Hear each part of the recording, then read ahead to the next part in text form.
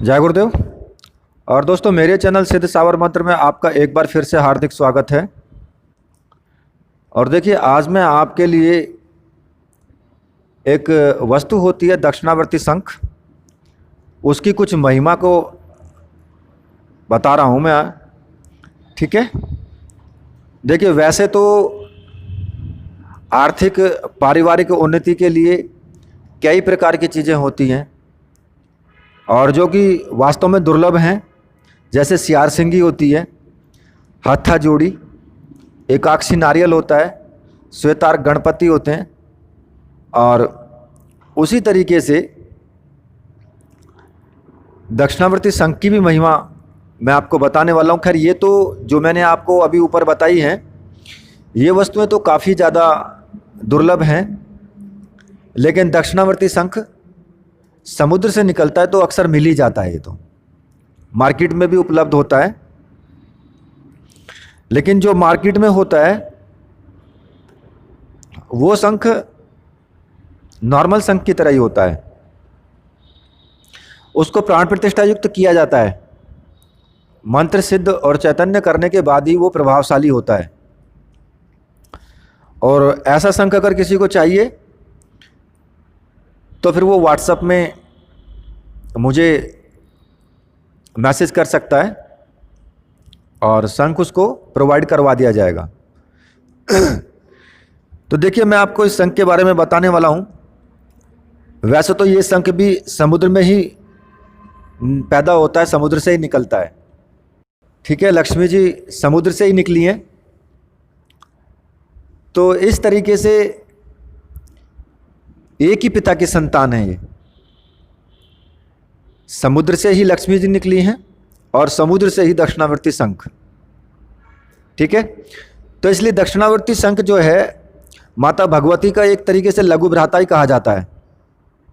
ठीक है, और इस प्रकार के जो शंख होता है उस पर अगर तुम प्रयोग करते हो तो लक्ष्मी जी अवश्य ही प्रसन्न होंगी।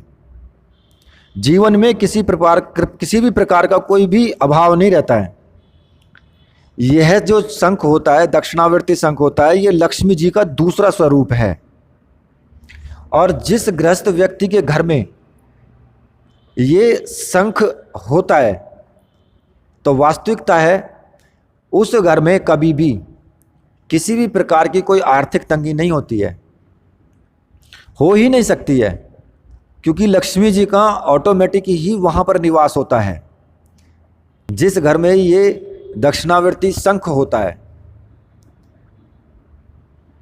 तो देखिए, वैसे तो संसार में पता नहीं कितने शंख पाए जाते हैं, लेकिन वो सभी ना बाईं तरफ से खुले हुए होते हैं, मतलब उल्टी तरफ से खुले हुए मिलेंगे आपको।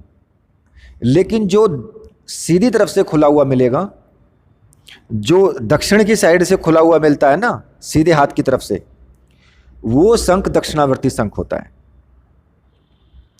और इसमें भी कई तरह के होते हैं। एक तो छोटा होता है और एक मीडियम आकार का होता है, मध्यम होता है, और एक थोड़ा बड़ा होता है। मतलब कि अगर आप छोटे शंख पर प्रयोग में लाते हो तो वो काम नहीं करता है ठीक तरीके से।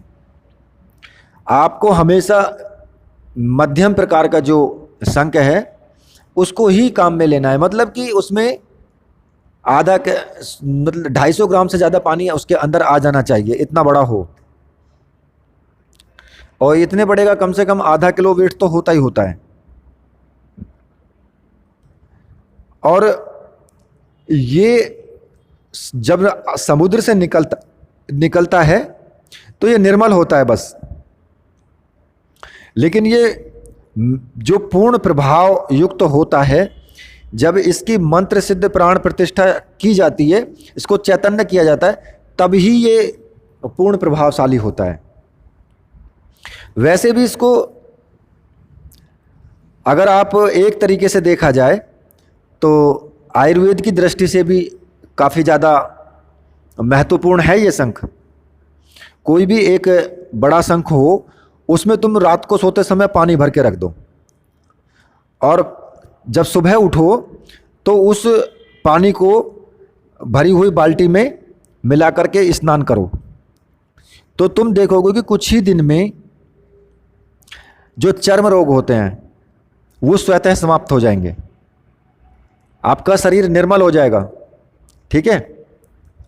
और इस तरह से ही एक और प्रयोग है इसका कि शंख में 12 घंटे तुम्हें जल भर के मतलब रखना है, और 12 घंटे जब हो जाएं तो उस जल से जो तुम्हारे चेहरे पर जैसे दाग होते हैं ना, सफ़ेद दाग जिनको बोलते हैं, सफ़ेद दाग शरीर पर भी हो जाते हैं और चेहरे पर काले रंग के धब्बे पड़ जाते हैं, तो उन दागों पर लगाएं इसको।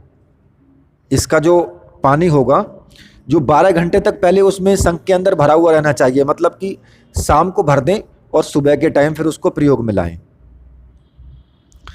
तो देखोगे तुम कि जो सफ़ेद सफ़ेद दाग होते हैं ना, जो त्वचा रोग होता है, वो भी धीरे धीरे आपका ठीक होने लगेगा, वो भी इससे ठीक हो जाएगा।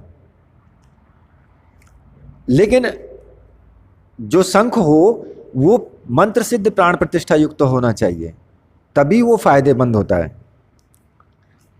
एक और इसका प्रयोग होता है, खैर देखिए विश्वास पे तो दुनिया कायम है, और बहुत लोग ऐसे जो विश्वास नहीं करते हैं, उनको तो सिर्फ अपना बस वही विश्वास ना करना है और बस उसमें नेगेटिव पॉइंट आपको निकालना है। तो वो तो खैर उल्टा सीधा बोलना ही है, उनको तो बोलेंगे ही, उनका हम ध्यान नहीं रखेंगे। अब इसमें क्या करना है, आपको रात्रि में शंख में जल भर के रख देना है, और प्रातःकाल जब उठो तो उसमें थोड़ा सा गुलाब जल मिला लो और उसे अपने बालों में लगाओ।